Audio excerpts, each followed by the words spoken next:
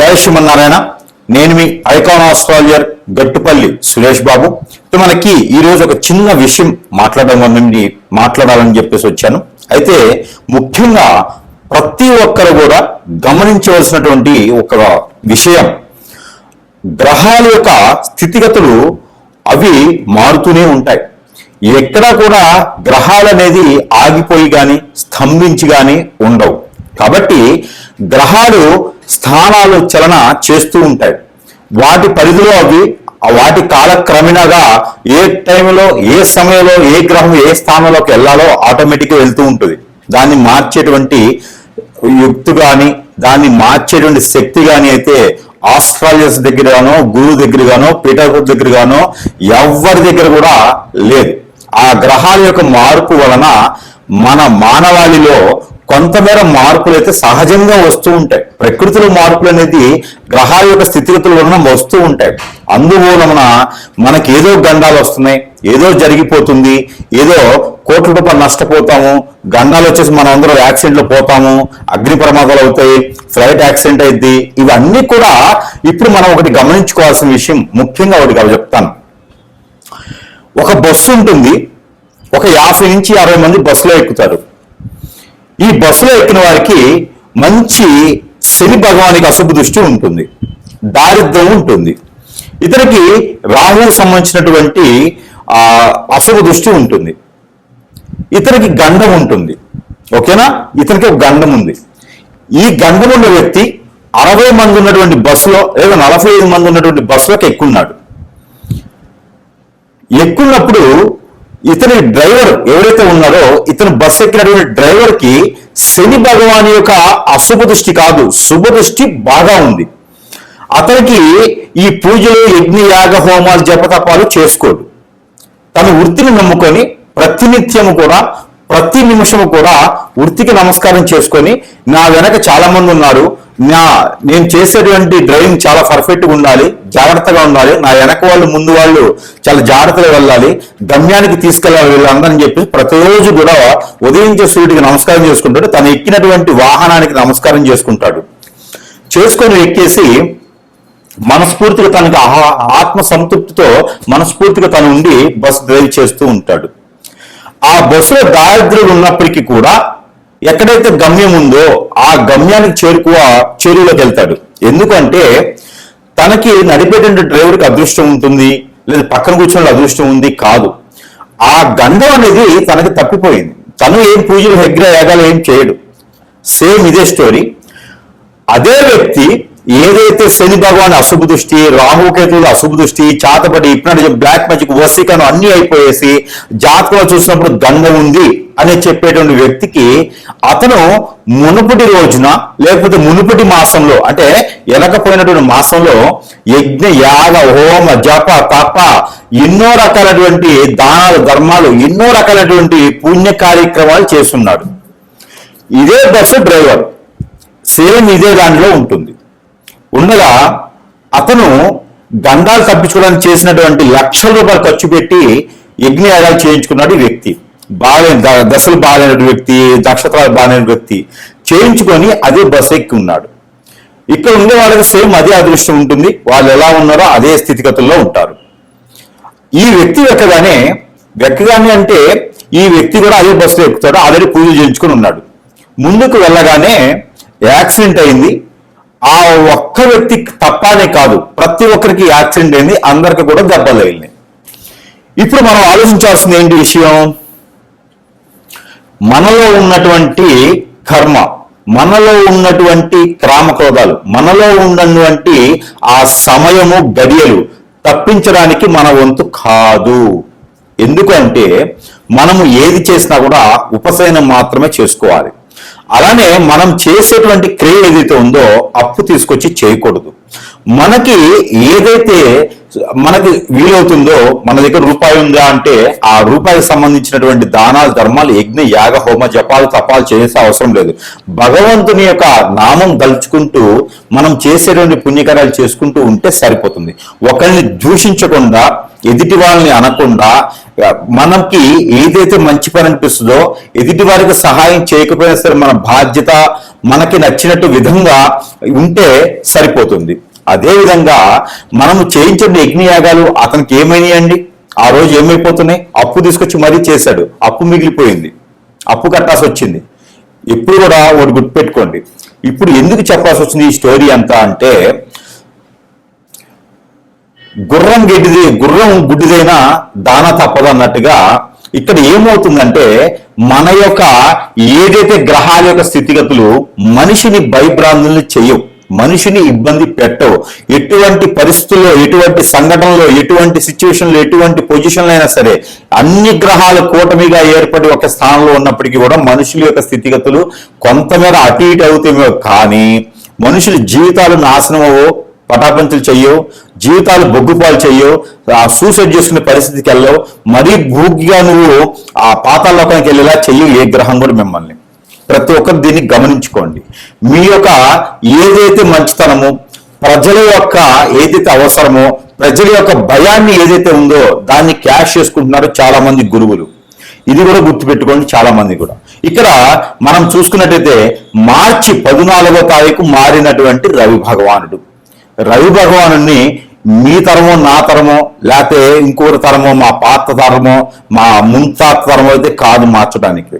ప్రపంచం మొదలవక నుంచి ఉన్నది సూర్యచంద్రుడు, గ్రహాల యొక్క స్థితిగతులు. అవి మార్చేదానికి, వాటి యొక్క స్థితిగతులను మార్చేదానికి మన తరం కాదు, మీ తరం కాదు. కాబట్టి ఇక్కడ ఏ గురువు తరం, ఏ ఒక గురువుకి తరం కాదు.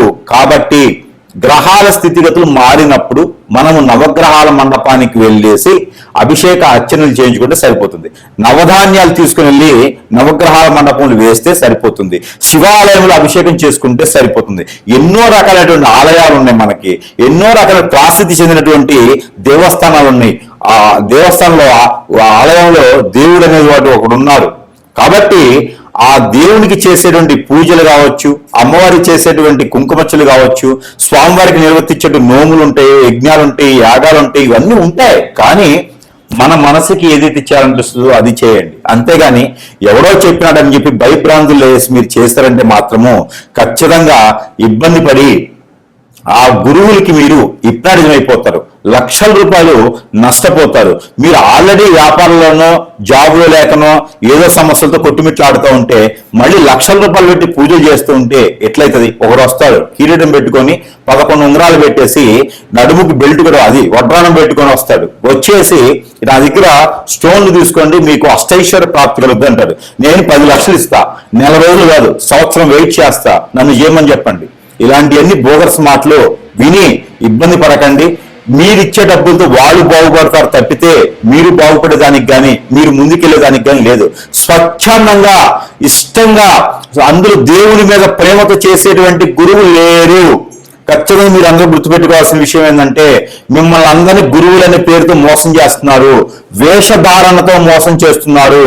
ఇకపోతే మీరే గమనించుకోవాలి, ఇది మంచి గురువు ఎవరా, చెడ్డ గురువు ఎవరా, ఇన్ని లక్షల రూపాయలు ఈ పూజకి హోమానికి అవుతున్నాయా, దీని తర్వాత తాత్పర్యంలో మనకి పని అవుతుందా లేదా, ఇవన్నీ కూడా గ్రహించుకోండి, గమనించుకోండి. మీ దగ్గర తీసుకున్నటువంటి డబ్బులతోనే గురువులు వారు చేసేటువంటి పని ఏమిటంటే గనక మిమ్మల్ని ఎట్టినట్టు ఏం చేసి వారు చుట్టూ తిప్పుకుంటున్నారు. ఇవన్నీ గమనించుకోండి.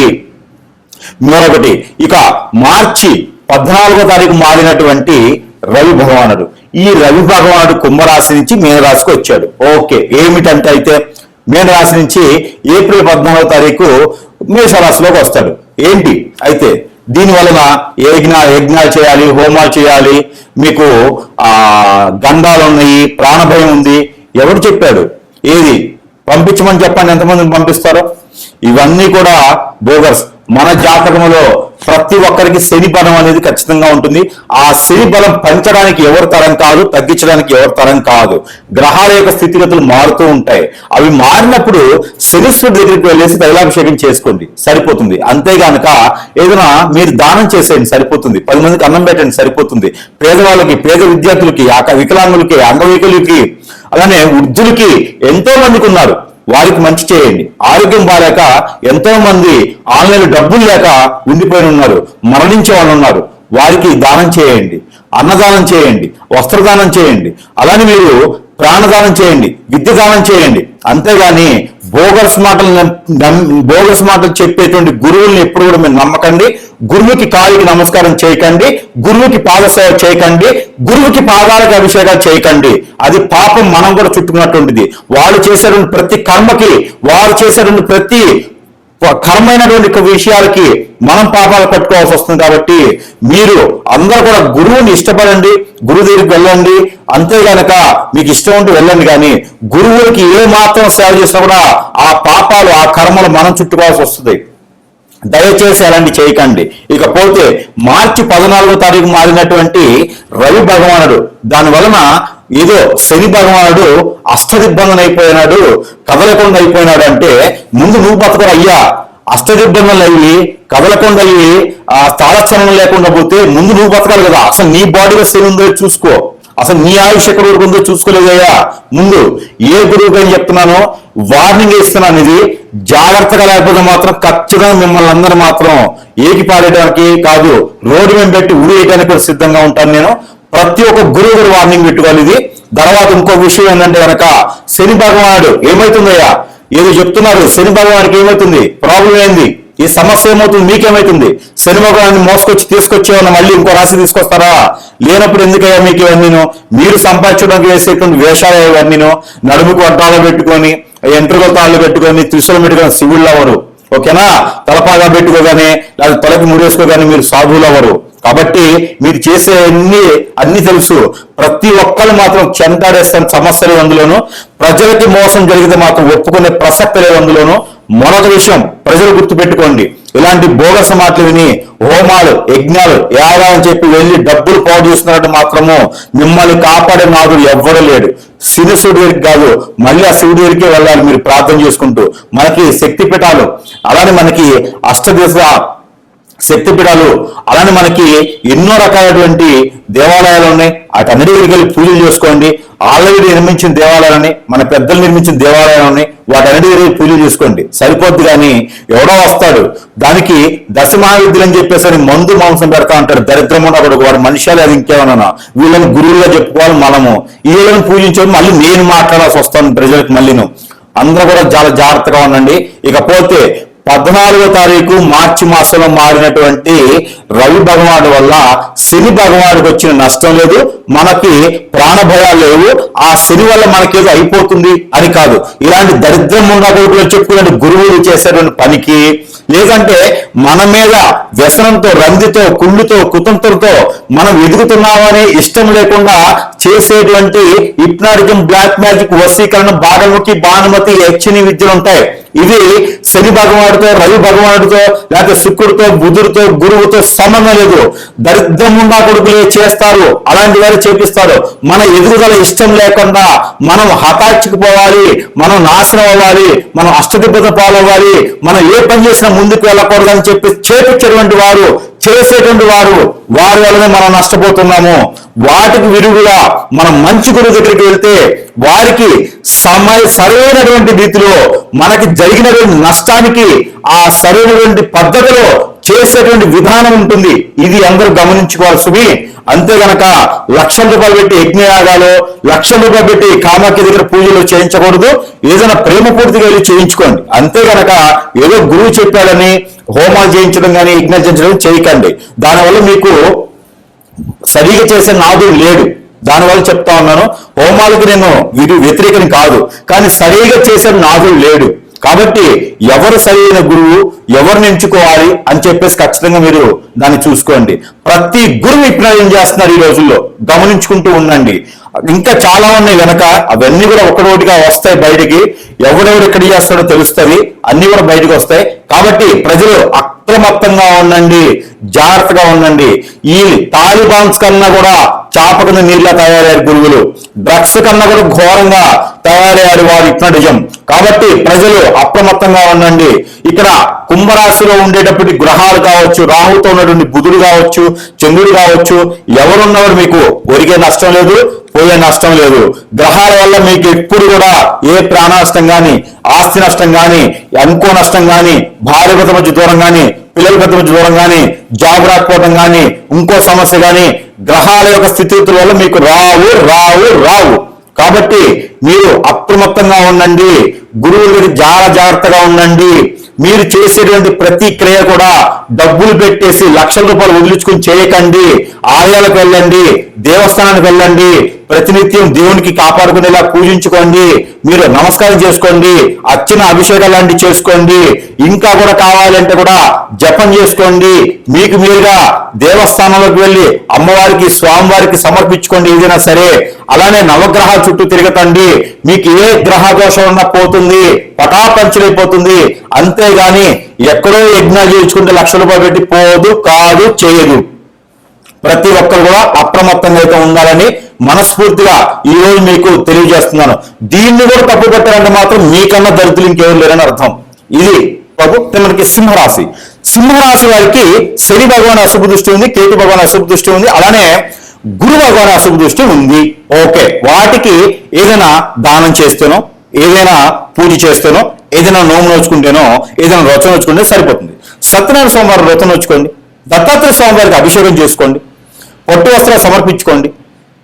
స్వామివారి ఆలయాలు అనేకంగా ఉన్నాయి. మన ఇంటి పక్కన ఉన్నాయి, ఇంటి వెనక ఉన్నాయి, ఇంటి ముందు ఉన్నాయి, ఇంటికి ఇటు పక్క ఉన్నాయి, ఇంటికి కొంచెం దూరం లేనా ప్రాచీన చెందిన ఆలయాలు ఉన్నాయి. అక్కడ అర్చకులు వారు ఉంటారు. వారి వద్దకు వెళ్ళి మన సమస్యకు పరిష్కారంగా పూజ చేసుకోండి, అర్చన చేసుకోండి, అభిషేకం చేసుకోండి, పట్టు వస్త్రాలు సమర్పించండి, నైవేద్యం పెట్టండి, మీకు నచ్చిన నైవేద్యం పెట్టండి. ఎవడో గురువు చెప్పాడు శని భగవాన్ మారాడంట. శని భగవాన్ ఎక్కడ మారాడయ్యా? మీనరాశిలో ఉన్నాడు. మీనరాశిలో చంద్రుడు వచ్చాడు. నువ్వు ఆపుతావా చంద్రుడిని? దారం గట్టి లాగుతావు ఏమన్నా? గాలిపట్టలాగా, పతాంగలాగా దారం గట్టి ఏమన్నా చంద్రుడు లాగుతావు? సూర్య చంద్రులు ఏమన్నా లాగనప్పుడు ఎందుకయ్యా మీరు ఏమి సాధించాలి? జనాన్ని భయభ్రాంతం చేసి. గురువు అనేటువంటి వాడు జనానికి మంచి చెప్పాలి, ఉపదేశం చేయాలి, జనానికి మంచి చెప్పేటువంటి యోచన ఉండాలి. మీకు తెలియకపోతే రాకపోతే నా దగ్గర రండి, నేర్పిస్తాను. గ్రహాలు ఏ గ్రహం ఎక్కడ ఉంటే ఏమవుతుంది అనేది తెలుసుకోండి ముందుగా. మీకు బుక్ నాలెడ్జ్ ఉంది కదా, బుక్లో చదువుకోండి అయ్యా. జనాన్ని ఎందుకు భయభ్రాంతం చేసి, ఎక్కడ బలిపీఠాలు చేసి, ఎక్కడ బలిపీఠం దగ్గర పూజలు చేపిస్తున్నారయ్యా మీరు? ఎక్కడ ఎవరిని బలి చేయాలయ్యా మీరు? ఎందుకు జనాన్ని సొమ్ముతో ఇచ్చేస్తారు? పాపాలు వెళ్ళిపోతారా డైబు? పాపాలు వెళ్ళిపోతారు. ఇక ప్రజలు కూడా అప్రమత్తంగా ఉండండి. తాలిబాన్స్ కన్నా కూడా ఘోరంగా తయారయ్యారు గురువులు అని చెప్పుకునే వాళ్ళు. అలానే చాపకలాగా డ్రగ్స్ కన్నా కూడా చాలా ఘోరంగా తయారయ్యారు. అప్రమత్తంగా లేకపోతే మాత్రము ఖచ్చితంగా ఒంటి మీద బట్టలు కూడా తీసిపోతారు గురువులు. అట్లా తయారయ్యారు. గురువులు ఎవరికి పాదసేవ చేయకండి అయ్యా, దయచేసి. గురువులు ఎవరికి పాదాలకు నమస్కారాలు చేయకండి. గురువు అనేటువంటి మంచి చెప్పేటువంటి బోధన చేయాలి, లేకుంటే వానికి గురువే కాదు. మీకు భయభ్రాంతం చేసేవాడు గురువు ఏంటయ్యా? నా దగ్గర లక్ష రూపాయలు హోమం చేయించుకుంటే నీకు మంచి అవుతున్నాడు గురువు అయ్యా. అలానే ఏదో మాంసం పెట్టండి దేవుని దగ్గర ఉండేవాడు గురువు అయ్యా. అలాంటి గురువులు నమ్మకండి, మీరు ఇబ్బంది పడుతూ ఉంటారు. ఇకపోతే సింహరాశి వారికి అనుకున్న పనులు ముందుకు వెళ్ళట్లేదు. ఎందుకు వెళ్ళడంటే ఇక్కడ శనీశ్వరుడు, శని భగవానుడు మీనరాశిలో ఉండటం వలన వీరికి కొంచెం శని భగవాన్ అశుభ దృష్టి ఉంది. ప్రతినిత్యం అవసరం లేదు, వారానికి ఒక రోజున శనీశ్వరుడికి తైలాభిషేకం చేసుకోండి. ఎవరికైనా విద్యాదానం చేయండి, ఎవరికైనా లేని వాళ్ళకి అన్నదానం చేయండి. మంచి చైతన్యవంతులు అవుతారు. దుప్పట్లు దానం చేయండి, బట్ట దానం చేయండి, వస్త్రదానం చేయండి. మీకు ఎనడలేనటువంటి ఆస్తులు వస్తాయి, సంపద వస్తుంది. ఆరోగ్యం క్షీణించేటువంటి వారు ఏదైనా మీకు ద్రవ్యాలు దానం చేయండి. చెరుకు రసమా, మామిడి రసమా, సీతాఫల రసమా, దానిమ్మ రసమా దానం చేయండి ఎవరికైనా. మీకు ఎన్నో రకాలైనటువంటి ఆర్థిక సమస్యలు, ఆరోగ్య సమస్యలు బయటపడతారు. అంతేగాని ఎవరో చెప్పారని చెప్పేసి మీకైనా ఉండాలి కదయ్యా కొంచెం. సింహరాశి వారికి ఎంతో నాలెడ్జ్ ఉంటుంది, ఎంతో మందికి ఉపాధి అవకాశాలు కల్పిస్తూ ఉంటారు, ఎన్నో ఇండస్ట్రీస్ స్టార్ట్ చేస్తూ ఉంటారు, ఎన్నో రకాలైనటువంటి వనరులు మీకు ఉంటాయి. ఇవన్నీ కూడా పోగొట్టుకొని ఎవరో గురువు చెప్పారని చెప్పేసి అని ఆందోళన చెందుతూ మీకున్నటువంటి పనులన్నీ మానుకొని లేదా ఏం చేయకండి, మీకు అన్ని పనులు సానుకూలంగా అవుతాయి. గ్రహాల స్థితిగతులు మీకు ఏం చేయవు, గ్రహాలు సానుకూలంగా ఉంటే చాలు. మీకు నేను చెప్పినట్టు దానాలు చేసుకోండి, అదృష్టంగా ఖచ్చితంగా అవుతారు. ఏప్రిల్ 14వ తారీఖు లోపు మీరు ఏదో ఒకటి నేను చెప్పిన వాటి దానవ ధర్మం చేయండి. ఏదైనా ఆలయానికి వెళ్ళండి, దత్తాత్రేయ స్వామి వారికి చేసుకోండి. ఇలాంటివి చేసుకుంటే మీకు సరిపోతుంది తప్పితే ఏ హోమం చేపిస్తే కూడా గురువు డబ్బులు వస్తే చెప్తే మీకేం రావయ్యా. ఇలాంటి అప్పులు తెచ్చి మీరు ఏం చేయకండి, ఏం అవసరం లేదు. ఆవుకి గోధుమ రొట్టెలు తినిపియండి. మీరు ఎంతైతే వెయిట్ ఉంటారో 50 కిలోలు ఉంటారో 80 కిలోలు ఉంటారో దశమ భాగం మీకు దోసకాయలు, బెండకాయలు, దొండకాయలు, తోటకూర తీసుకొని ఆవులకి ఇవ్వండి. మీకు ఏ శని కాదు, శని వల్ల నాన్న కూడా మీకు పట్టడు. ఇది చేసుకుని అదృష్టవంతులు అవ్వండి ఈ మాసం మొత్తం కూడా.